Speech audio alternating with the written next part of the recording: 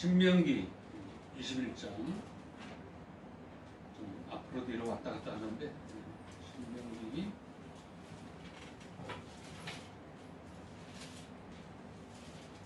21장 22절 23절 같이 읽어보겠습니다. 시작. 사람이 만일 죽을 죄를 범함으로 내가 그를 죽여 나무 위에 갈거든 그 시체를 나무 위에 밤새도록 두지 말고 그날에 장사하여 내 하나님 여호와께서 내게 기업으로 주시는 땅을 더럽히지 말라. 나무에 달린 자는 하나님께 저주를 받았음이니라. 아멘. 그 다음에 베드로전서 2장 24절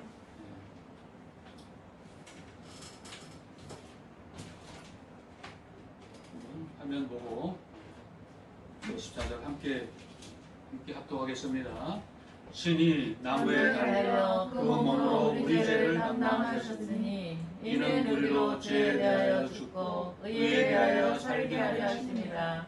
그가 채찍에 맞음으로 너희는 나음을 얻었나니. 아멘. 제가 작년에 다 들은 얘기, 대략 다 들은 얘기지만 십자가에 매달려 가지고 얼마나 매달려 있었다고요? 25분. 원래 1시간 매달려 있으려고 그랬는데 조성래 목사님이 옆에서 1시간 후에 오세요 내가 그랬는데 여기 있죠 뭐 그래가지고 그 계단 뒤에 있어서요.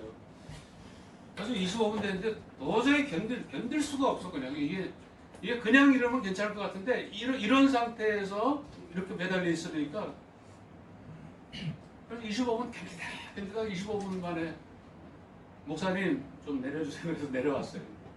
근데 창피하잖아. 내가 1시간 있겠다 그랬는데. 그래서 어떻게 할까? 25분밖에 못 있었으니까 한 번 더 죽더라도 뭐 죽으면 죽더라도 그냥 1시간을 채우기 위해서 한 번 더 하느냐 어떻게 되느냐 그렇게 여러 가지 생각을 해봤어요.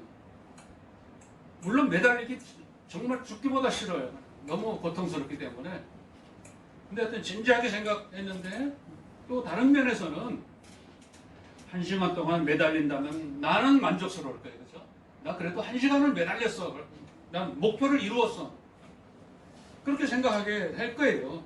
그러면 다른 사람한테 나 십자가 1시간 매달려서 뭐 일부러 자랑하진 않겠지만은 25분 첫 번째 실패해가지고 두 번째 내가 원래 2차 인생이에요. 항상 2차에 합격했어요. 뭐든지 중학교도 그렇고 고등학교도 그렇고 대학교도 그렇고 전부 2차에 합격했어요. 그래서 2차 인생 그래도 나 막 1시간 다 했어. 이렇게 말할 수 있잖아. 누구한테라도. 그죠? 근데 그렇게 되면은 그게 은혜가 아니고 공로가 될 수 있다. 내가 뭐 공로를 세우기 위해서 이런 것이 아니고 내가 뭐 누구한테 자랑하거나 기록을 남기기 위해서 하는 게 아닌데 그만큼 예수님의 고난에 동참해 왔으면 경험해 왔으면 그걸로 충분하다. 이런 생각을 가지고 그래서 그걸 갖다가 다시 안 했습니다. 25분밖에 못했어를 자랑스럽게 얘기를 합니다. 그 후로는요. 내가 부족한 것이니까. 그때 생각난 게 이제 프란체스코, 뭐 동 프란시스, 뭐 각 그 언어마다 표현이 달라가지고 뭐 글 쓰는 사람도 프란체스코, 프란시스 뭐 말이 많아요, 그죠? 프란시스코. 근데 이 프란체스코에 대한 일화가 생각났어요. 어느 40일 금식기도 하기 위해서 어느 섬으로 갔어요. 어느 섬으로 갔는데 30분 만에 돌아왔어요. 40일 동안 금식기도 한다고 가셨는데 39일 만에 돌아왔어요. 제자들이 의아해하니까 프란체스코가 그랬다 그러죠. 예수님처럼 40일을 내가 채우면은 내가 자칫 내 마음속에 요만큼이라도 교만한 생각이 들까봐 내가 39일에 끊었다. 그런 얘기도 있고 또 다른 얘기는 여러 제자들하고 40일 금식 기도를 시작했습니다. 뭐 40일 금식 기도를 뭐 어떻게 하는지 몰라도 뭐 숲을 갖다가 앞에 놓고 했는지 하여튼 근데 39일째 갔는데 그 제자 중에 하나가 그러니까 하여튼 1, 20명이 이렇게 같이 금식을 한 거예요. 금식하는데 39일째 어떤 제자가 뭔 생각인지 무심코 그냥 옆에 있는 숟가락을 떠 숯불을 먹어버렸어요. 그러니까 이거는 뭐 제자들이 다 그러는데 39일째 한 사람이 숯불을 먹어버렸으니까 막 서로 비난하는 거예요. 자기도 먹고 싶잖아 사실은. 근데 하여튼 서로 비난하는 거예요. 당신이 다 망쳤다, 네가 다 망쳤다. 뭐 그런데 옆에 있던 프란체스코가 갑자기 그 제자의 숯불 그릇에서 갑자기 그 숯불 한 숟가락 떠서 자기도 먹는 거예요, 프란체스코가.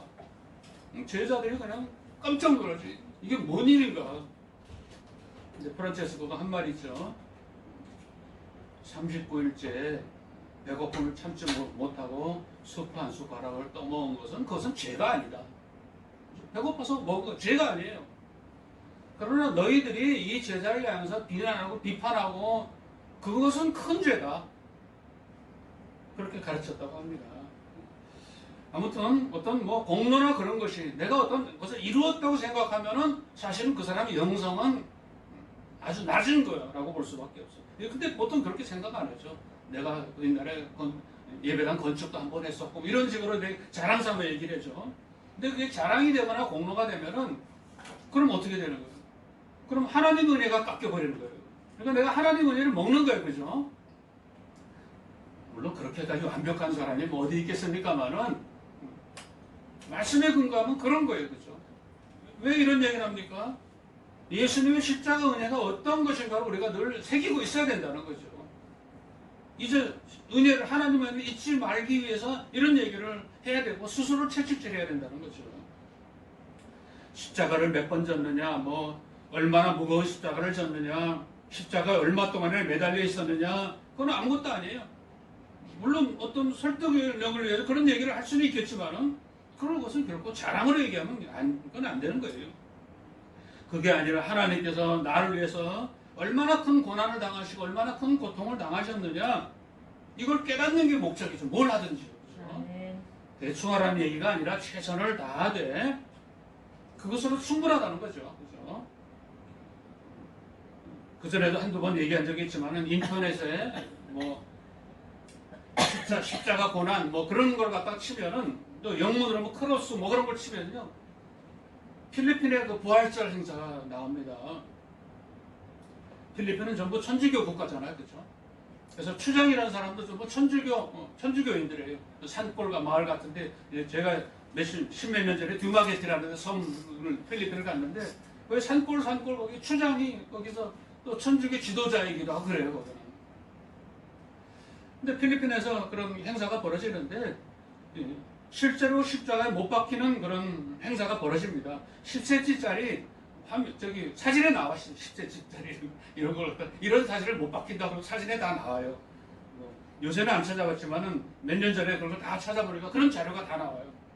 그래서 실제로 손바닥을 갖다가 못으로 쳐가지고 망치로 쳐가지고 손바닥을 뚫어가지고 그래서 거기에 매달립니다.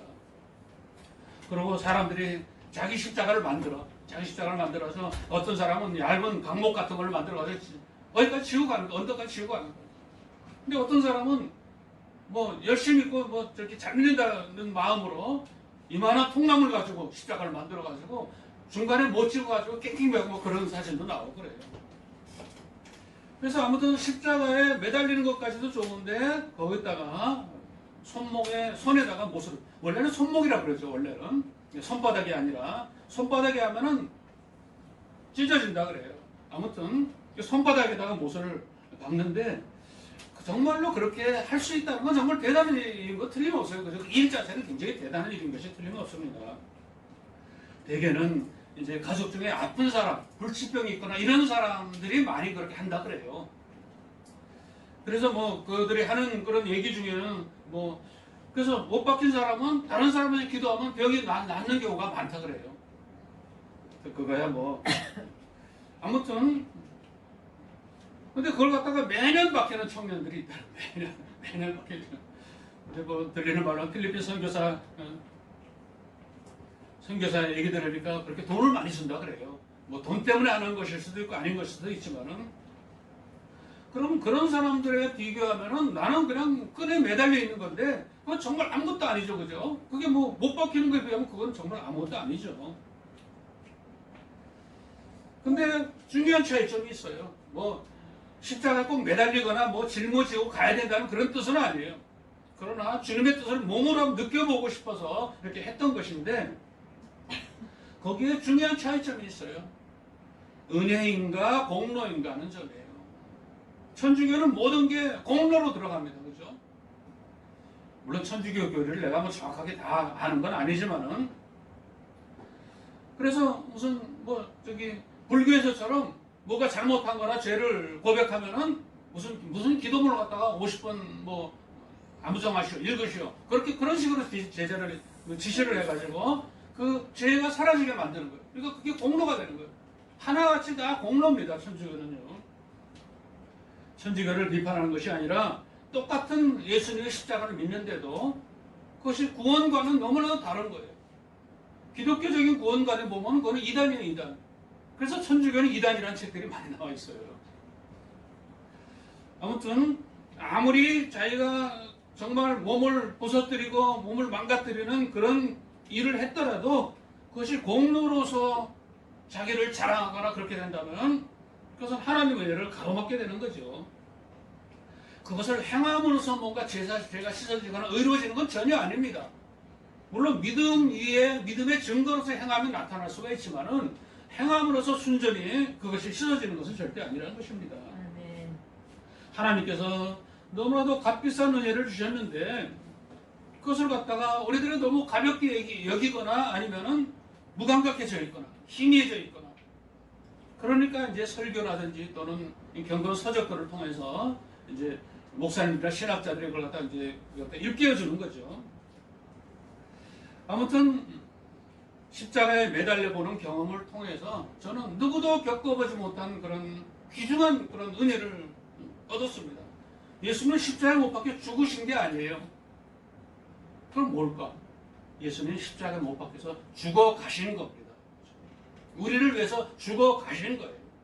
그냥 단번에 뭐 전교이잖아 단번에 죽으신 것이 아니라 6시 동안 우리를 위해서 죽어 가신 것입니다. 그래서 6시간을 필요로 하셨던 거예요. 그래서 그것이 십자가인 것입니다. 아무튼 예수님께서 왜 6시간 동안이나 매달려 계셨을까? 이것이 십자가에 매달려 봄으로써 의문이 생긴 거예요. 궁금증이 생긴 거예요.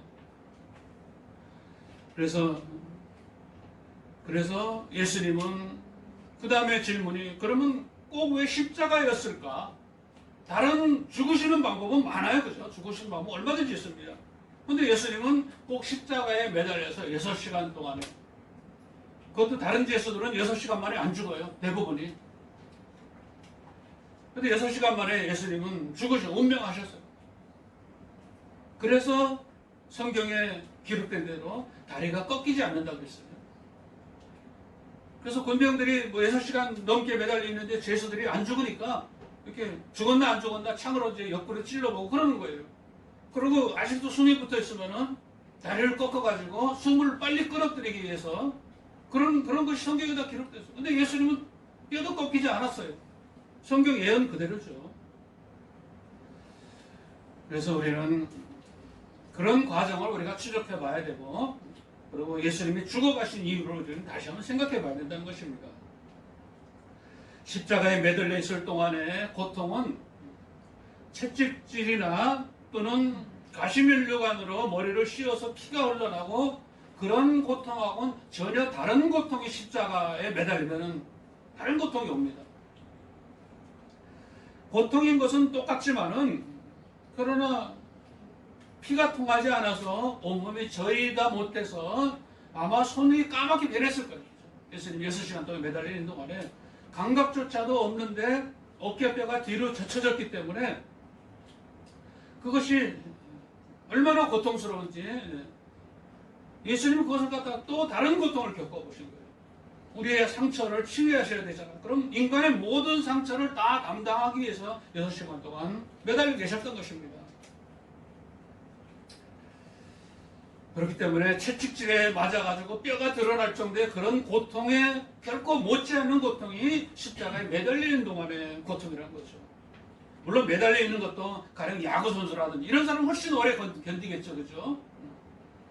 우리 같은 보통 사람들은 뭐 일부러 어깨를 갖다 이를 뒤로 하고 운동하고 그런 것이 아니니까 더 고통스럽겠지만은, 그러나 고통스러운 것은 틀림없는 사실이라는 것입니다. 그렇기 때문에 인간의 모든 종류의 아픔과 고통을 다 겪으셨기 때문에, 그렇기 때문에 우리가 기도하면은 치유가 될 수 있다는 거죠. 성경에 보면은요, 꼭 십자가가 아니래도 성경의 기본적인 것은요, 돌로 치는 거예요. 성경에 나오는 거는 돌로 치는 거예요. 그런 것은 뭐 찾아보고 싶진 않지만은, 사형 방법에 대해서 우리가 이제 신명기에 보면은 자식을 우상에게 바친다든지, 다른 신을 섬기라고 미혹한다든지, 부모를 욕되게 한다든지, 이런 죄를 지었을 때는 돌로 치게 돼 있어요. 우리가 한번 찾아보겠습니다. 레위기 20장 2절. 앞에 거, 레위기 20장 2절. 찾기 힘들죠? 맨 앞에. 출애굽기 레위기 20장 2절. 다 같이 읽어보겠습니다. 시작. 너는 이스라엘 자손에게 또 이르라. 그가 이스라엘 자손이든지 이스라엘의 거류하는 거류이든지 그의 자식을 몰렉에게 주면 반드시 죽이되 그 지방 사람이 돌로 칠 것이요. 이렇게 꼭 돌로 쳐서 죽이게 그렇게 만들었어. 특별히 우상 숭배한 사람. 그 다음에 여호수아 시절에도 여리고성을 무너뜨리고 아이성 점령에 실패하고 나서 그 원인이 아간이 여리고성에서 얻은 금덩이와 외투를 갖다가 숨겼기 때문에, 그래서 아이성에서 실패했습니다. 작은 성에서. 그런데 그때 이 아간을 치는데 아간을 돌로 치고 돌무더기를 쌓고 그 장소를 아골골짜기라 이렇게 이름 지었습니다. 그리고 뒤로 넘어 여호수아 7장 25절 26절 몇 군데만 찾는데, 여호수아 7장 25절 26절 같이 읽어보겠습니다. 여호수아가 이르되 내가 어찌하여 우리를 괴롭게 하였느냐. 다시 여호수아 7장 25절 26절 시작.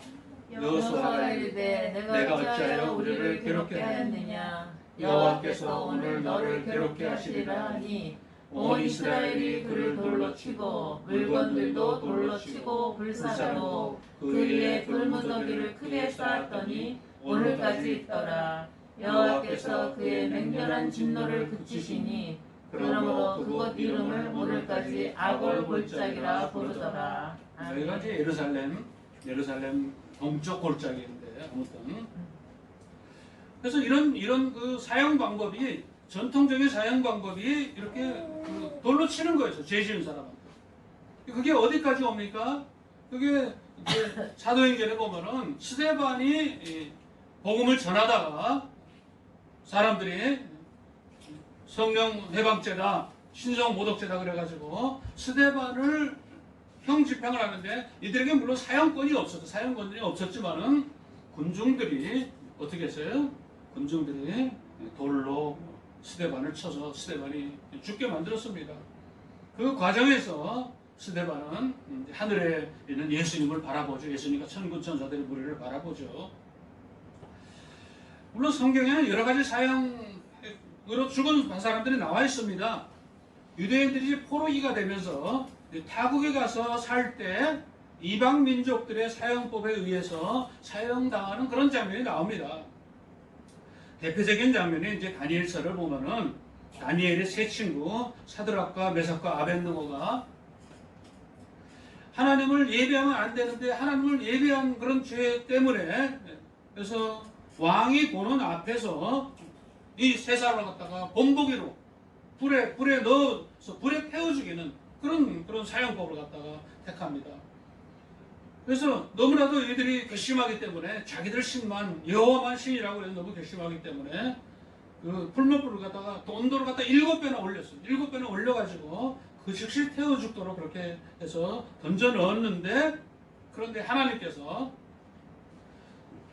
지금 성경적 해석으로는 주님을 통해서 아니면 천사를 통해서 주님께서 이 세 사람을 갖다 그대로 이 실타래 하나 타지 않는 그런 상태로 구원해 주신 그런 장면이 나오죠. 이방 세계에서는 이런 불태워주는 화형 방식도 성경에 기록되어 있습니다.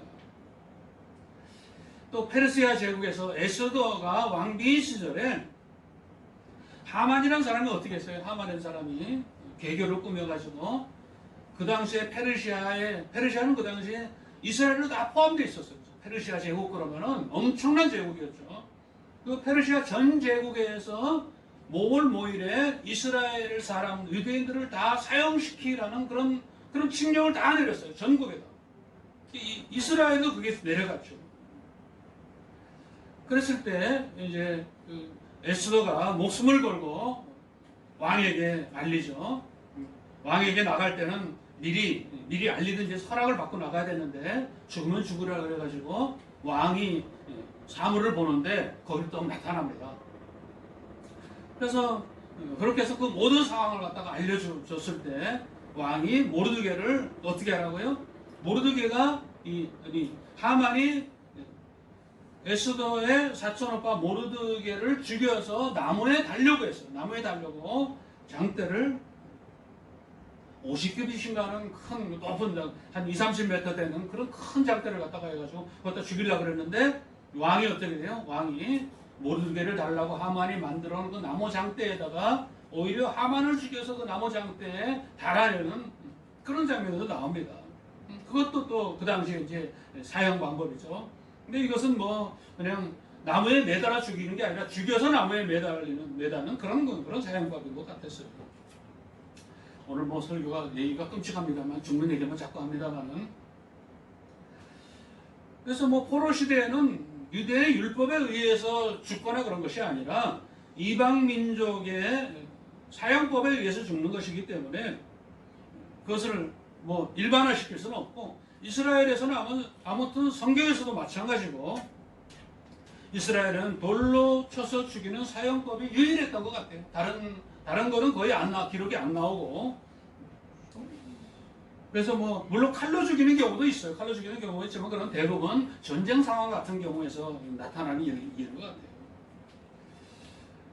그렇기 때문에 예수님이 그럼 많은 사형법 중에 이스라엘은 돌로 치는 사형법인데 왜 예수님은 십자가에 달리는 사형법에 의해서 예수님이 죽으셔야만 했는가?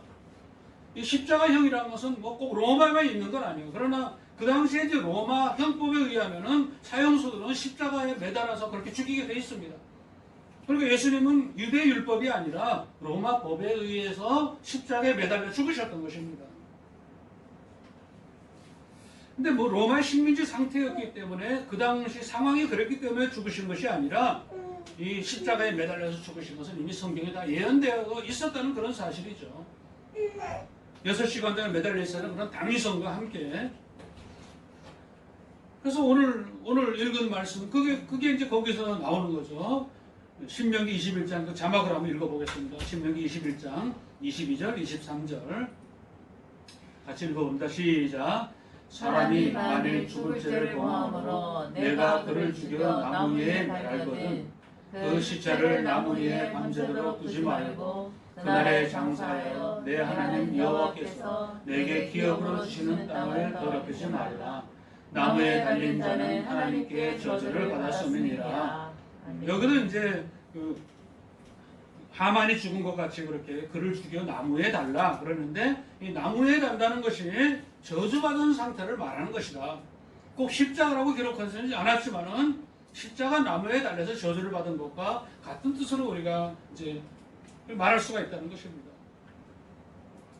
성경은 십자가에 달리셨다는 사실을 나무에 달리셨다고 여러 번 그렇게 기록한 적이 있습니다. 그래서 사도행전을 보면은 우리가 사도행전 넘어가겠습니다. 이제 구약 안 볼 거니까 신약 사도행전 10장 39절 40절 사도행전 10장 39절 40절 같이 읽어보겠습니다. 시작. 우리는 유대인의 땅과 예루살렘에서 그가 행하신 모든 일의 증인이라. 그를 그들이 나무에 달아 죽였으나 하나님이 사흘 만에 다시 살리사 나타내시되. 예. 그리고 여기도 십자가 달리셨는데 나무에 달아 죽으셨다고. 그렇게 이제 나무에 달린 것이 바로 이 후대 예수님 때 와서 로마법에 의해서 십자가에 달린 것이 그렇게 예언이 이미 되어 있다는 거죠. 그래서 성경은 나무에 달려 죽는 것을 저주받은 것이라. 뭐 물론 돌로 맞아 죽은 것도 물론 뭐 저주받아서 죽는 거지만요. 특별히 나무에 달린 것은 저주받은 것이라고 하셨는데 하나님께서는 하나님을 예수님이 이 나무에 달리도록 했어요. 그러니까 이건 뭐예요? 예수님을 저주하신 거예요. 그렇죠? 하나님께서. 인간의 구원을 위해서 예수님께서 저주하신 것입니다. 그러니까 우리 인간이 얼마나 우리 믿는 사람들이 한 사람에서 얼마나 소중한 사람입니까? 아까 베드로전서 본문 2장 24절 또 읽어보겠습니다. 베드로 2장 24절 자막을 보고 읽겠습니다. 시작. 신이 나무에 달려 그 몸으로 우리 죄를 담당하셨으니 이는 우리로 죄에 대하여 죽고 의에 대하여 살게 하려 하십니다. 그가 채찍에 맞음으로 너희는 나음을 얻었나니. 그렇습니다. 십자가에 처형당하셔야 되는 이유는 바로 성경에 기록된 예언 때문이기도 하고, 그래서 그것이 나무에 달린 것이 바로 십자가에 달린 것이라고 같은 의미로 쓰여진다는 거죠. 그래서 이제 십자가형으로 당하셔야만 되는 그런 이유를 갖다가 그런 역사적 시대적인 그런 거 예언과 함께 또 하나 제가 얘기했던, 그러면 왜 6시간 동안 매달려 있어야 되는가, 그런 것을 갖다가 제가 십자가에 매달려 봄으로써 어렴풋이 내가 그것을 깨우치게 됐다는 거죠. 뭐 단순히 말로 하면 그 별 말이 아니지만은 저는 굉장히 깊은 깨달음을 얻은 거예요. 그렇죠? 여태까지 알고 있던 그런 십자가의 그런 은혜와는 또 다른 더 깊은 은혜를 저는 깨달았다는 거죠. 예수님께서 죄를 위해서, 우리 죄를 위해서 나무에 저주를 받으시고 6시간을 매달려 있어야 했는데 그것은 바로 죽어가셨던 것이다. 이런 걸 이제 거듭 얘기할 수가 있는 거죠. 예수님은 모든 종류의 고통과 모든 종류의 조롱과 모욕을 다 당하셨습니다. 사람이 당할 수 있는 모든 고통과 조롱을 다 당하신 것이 바로 십자가의 사역이라는 것은 그런 말씀입니다. 거기다가 십자가상에서 완전히 벌거벗겨집니다. 완전히 소금까지 완전히 벌거벗겨집니다. 십자가 처형은 그래요.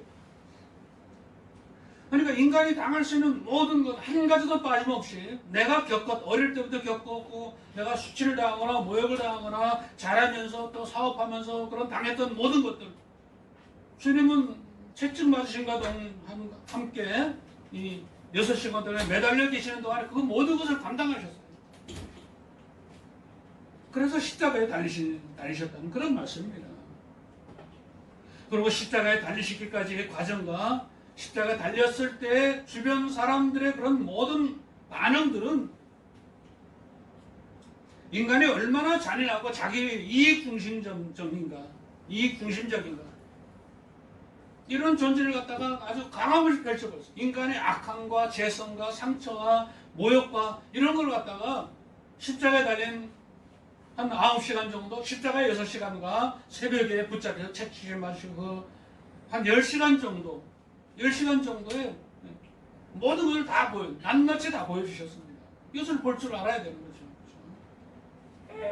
그렇기 때문에 이 십자가형이야말로 인간 구원을 위해서 십자가 처형이 아니면 안 되는 거죠. 다른 사용 방식으로는 안 된다는 거죠. 가장 적합한 수단입니다. 물론 이제 십자가에서 사형을 당해야 되는 이유는 아까 얘기한 대로 예언들이 다 나와 있습니다. 가감없이 다 예언들이 다 이루어졌어요. 다리도 꺾이지 않고, 그리고 속옷을 제비 뽑나이다, 그런 구절도 이사야서에 다 나와 있잖아요. 그죠? 이미 몇천 년 전에 다 나와 기록된 그대로 예수님은 다 당하셨다는 거죠.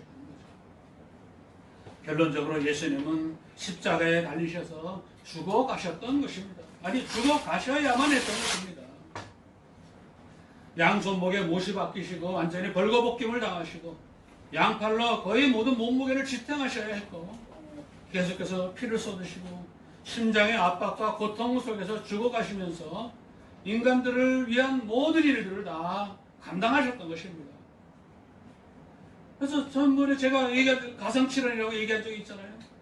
가상칠언이 바로 인간을 위해 당한 모든 것이고 그것이 바로 주기도문이고 바로 그것이 예수님의 기도 제목들이었던 것입니다.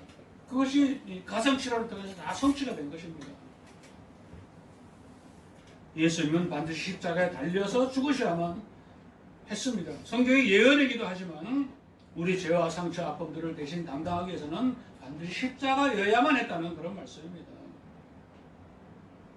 십자가에 달리셨을 때 군병들이 어떻게 했어요? 채찍질했을 뿐만 아니라 왕을 상징하는 면류관, 권위를 나타내는 갈대호를 주고 홍포를 갖다 쳐들어 들르게 하고 조롱했지만 그것은 사실은 뭐예요? 사실은 조롱이 아니라 현실이었던 거예요. 그죠?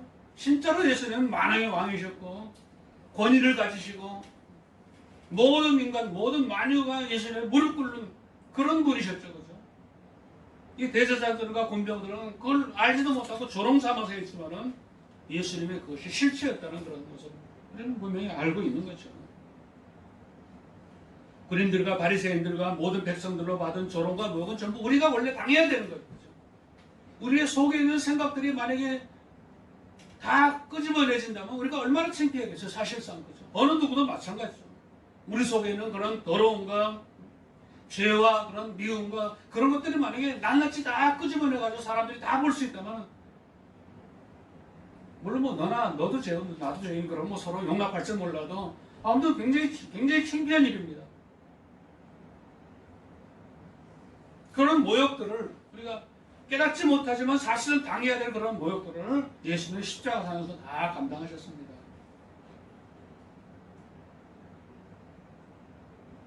인간들의 모든 고통과 저주를 짊어지시기 위한 그런 시간이 바로 6시간의 시간이었고 그 6시간의 시간이 바로 십자가가 아니면 안 됐다는 그런 말씀입니다.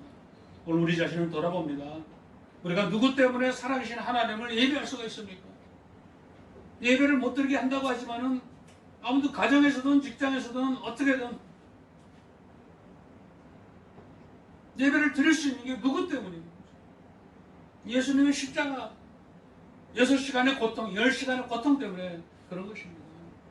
어떤 교회는 지난주에 예배를 드리는데 4번을 찾아가고 구청에서 찾아오고 동사무소에 찾아오고 4번을 찾아가고 문을 벌컥벌컥 열고 예배를 갖다가 제지하고 이유도 없고 그냥 무조건 우린 이래서 드립니다. 그래서 그게 말이 안 되는 거예요. 사실.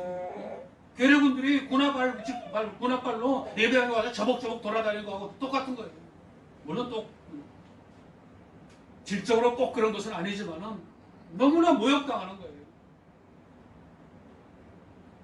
아무튼 그럼에도 불구하고 우리는 예배 드릴 수 있는 게 무엇 때문입니까? 우리를 위해서 십자가에 달려 계신 예수님, 그 예수님 때문이고 그리고 어떤 상황일지라도 예배를 전혀 못 드리는 그런 상황일지라도 그 전에 북한에 대한 책이 있었죠. 성경을 갖다가 성경을 갖다가 가졌는데 몰래 지하에 모여서 예배를 드리는데 성경은 한 권이니까 각자 찢었어.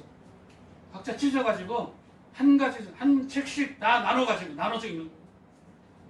근데 그 간증한 사람한테 뭐가 걸렸냐면은 레위기가 걸렸어. 레위기는 전부 뭐 해라 제사 드리고 다 그런 거잖아요. 그죠? 그러니까 예수님 처음 믿은 사람인데 레위기를 갖다가 그걸 갖다가 이러는데 이건 믿음도 아니고 무슨 하나님 이렇게 무서운 하나님이가 뭐 지켜라 북한보다 더하네 이런 식으로 생각을 가지겠다는 거예요. 근데 그럼에도 불구하고 예배를 드릴 수 있는 거, 성경을 가질 수가 있는 거예요. 기독교 지도자들이 할 말은 해야 되지만 너무 가벼워요. 상황이 어떻게 결정할까? 지금요 신천지가 오히려 칭찬받습니다. 세상이 어떻게 뒤집어지는지 지금 하나님은 어디까지 허용하실지 우리는 아무도 몰라요. 신천지는 혈장 제공한다고 그래가지고요 정부에서 감사하는 말을 2번이나 했다고 그래요. 혈장을 오늘부터인가 일주일간인가 신천지에서 걸렸던 사람이 혈장 제공한대요. 오히려 칭찬받아요. 그러니까 우리는 가만히 하나님 앞에 엎드려서 내 죄가 무엇인지 어떻게 해야 될지 이것을 생각해야 될 그럴 때입니다. 그러나 그럼에도 불구하고 예수님의 십자가는 여전히 거기에 있고, 우리는 그 십자가 때문에 어디에서나 어떤 형식으로든지 예배를 드릴 수 있는 것입니다. 아무튼 우리는 오늘도 십자가에 달리신 예수님 때문에 영적 생명을 유지하고 있습니다. 언제까지나 예수님에 대해서 하나님을 찬양할 수 있는 그런 귀한 성도를 다 될 수 있도록 인도해 주실 줄 믿습니다. 살아계신 아버지 하나님, 우리가 어떤 환경에 있더라도 전쟁 상황 가운데서도 하나님 여전히 계셨고, 학살 상황에서도 여전히 하나님은 우리의 하나님으로 우리를 사랑하시고 우리의 영생을 끝까지 책임지신 그런 하나님이신 줄 믿습니다.